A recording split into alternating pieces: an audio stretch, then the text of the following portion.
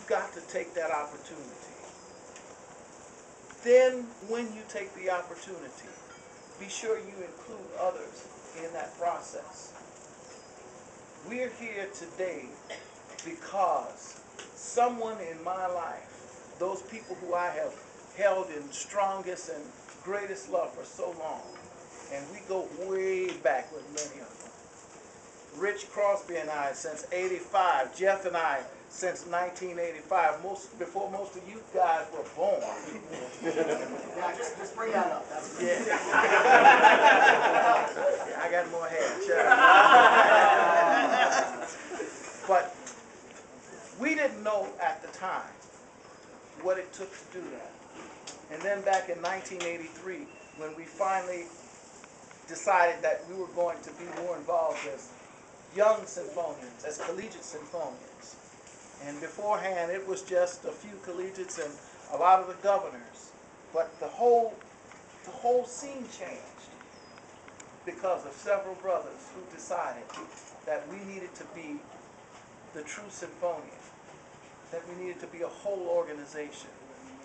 And that night we were rummaging through Lyrecrest after all of the staff had left and looking through stuff, and just happened to open up a closet and just piles of stuff, piles of history.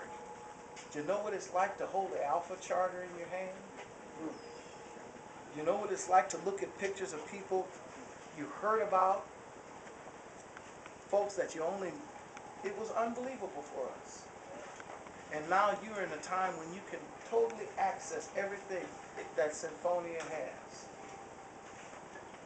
And thanks to so many people, but in particular, my half-brother, as I call him, because he's 15 years of the 30 years that I've been in, and we're both on the very same initiation date, John Monjovi.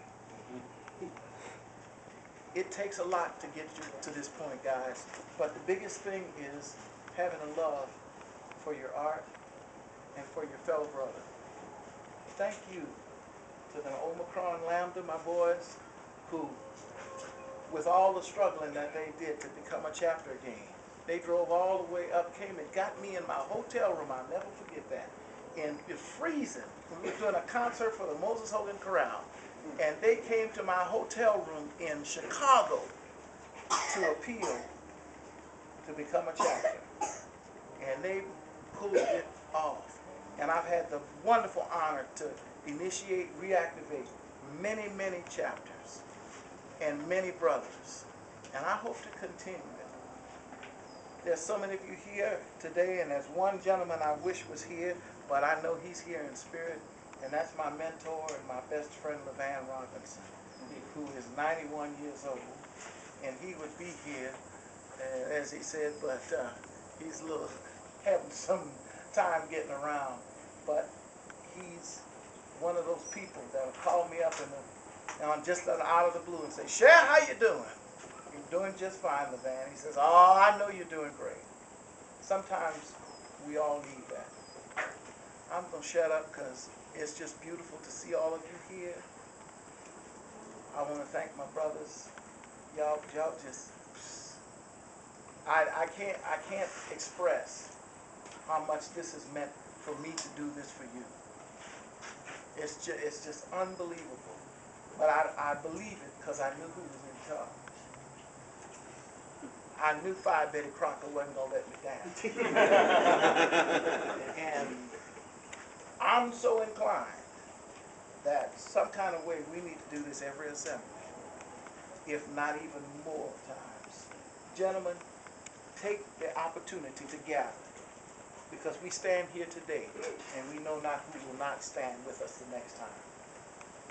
This is special. Take the time. You can do anything. Internet is fast, life is quick. You can find anything that quickly.